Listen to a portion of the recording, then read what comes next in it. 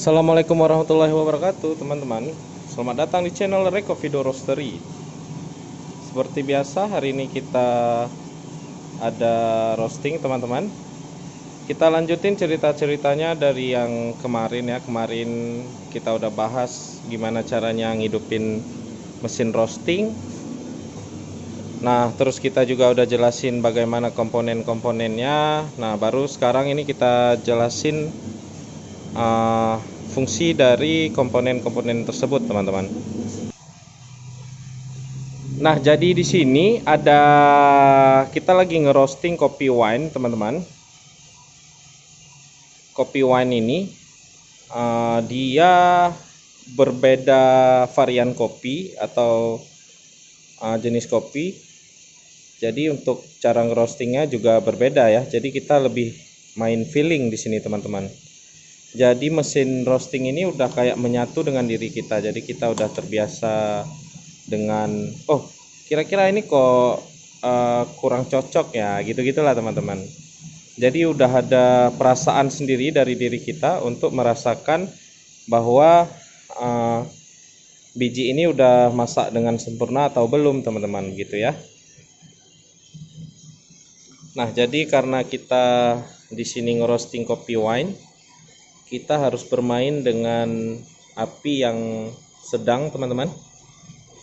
Api yang sedang, kemudian perputaran RPM yang lumayan cepat.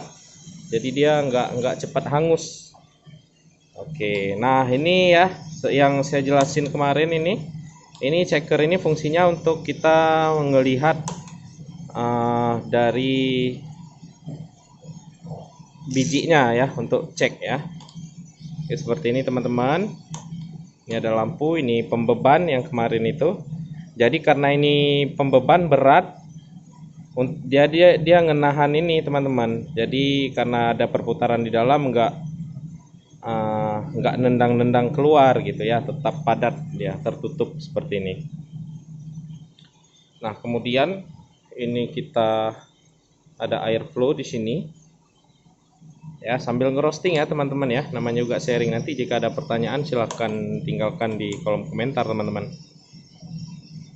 Jadi profil roastingnya ini diminta medium, teman-teman.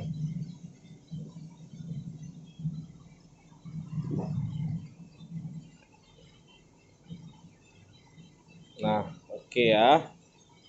Jadi ketika biji kopi sudah masuk, jadi kita melihat indikator dari thermobins-nya, teman-teman. Biasanya first crack itu di 190 derajat, teman-teman. Ini sebentar lagi ya.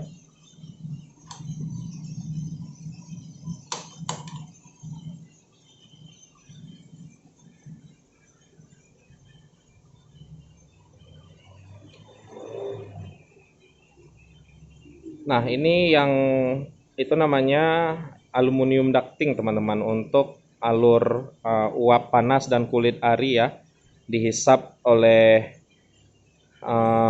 ini blower. Jadi bukan cuma kulit ari aja yang dihisap. Misalnya ada biji kopi yang defect, yang memang cacat tapi dia ringan, itu juga ikut dihisap sama blowernya. Nah, itu, teman-teman.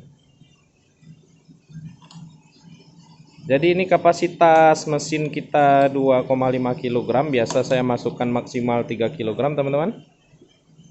Yang kopi yang kita roasting 1,2 kg, teman-teman. Ya, minimal 1 kg. Tapi saya pribadi pernah kok masukin di 500 gram saya pernah ngerosting, teman-teman. Jadi sebenarnya ya tergantung kamunya, teman-teman, apakah mau bertahan di mau menjaga bagaimana cara menjaganya ya, di kitanya ya, kita yang lebih paham ya, karena mesinnya udah selalu bermain dengan kita, teman-teman. Oke, sedikit lagi, teman-teman. Kalau saya sendiri ya, teman-teman ya, bingung sih sebenarnya kalau misalkan pengen jelasin sesuatu tapi nggak ada yang nanya gitu ya.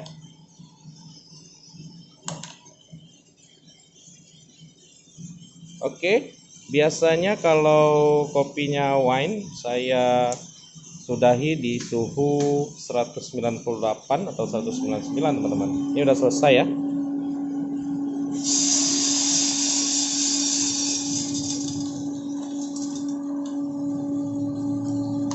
Oke, untuk batch selanjutnya next ada kopi Arabica teman-teman.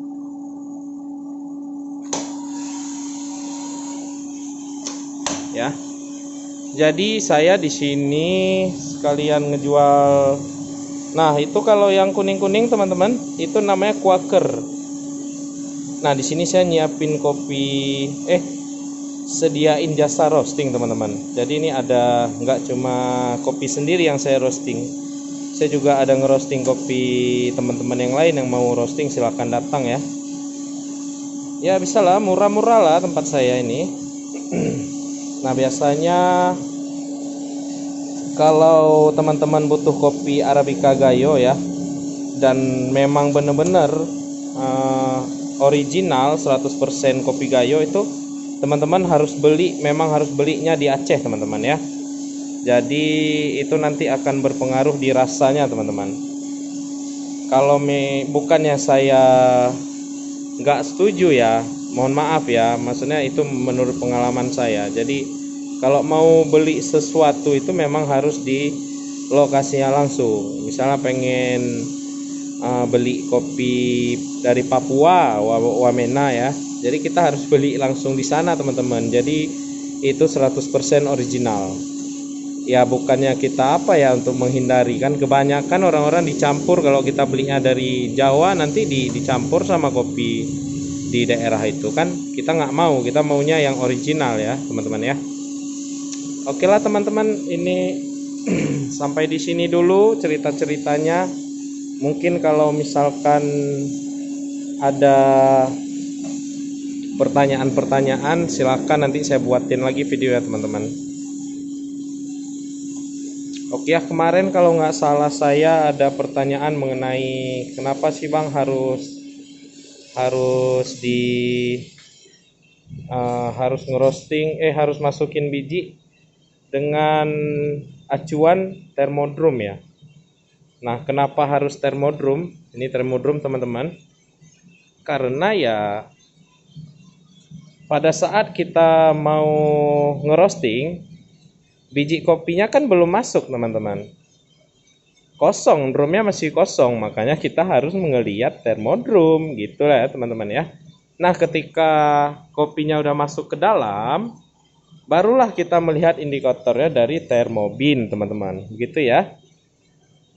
Oke, itu aja penjelasannya. Kalau memang masih kurang jelas, nanti boleh ditanyakan lagi teman-teman di mananya yang kurang jelas ya.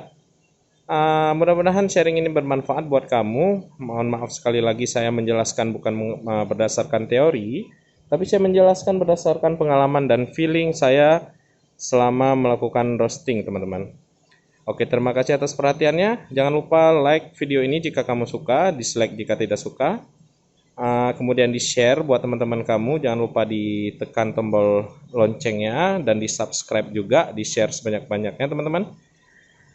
Terima kasih. Wassalamualaikum warahmatullahi wabarakatuh.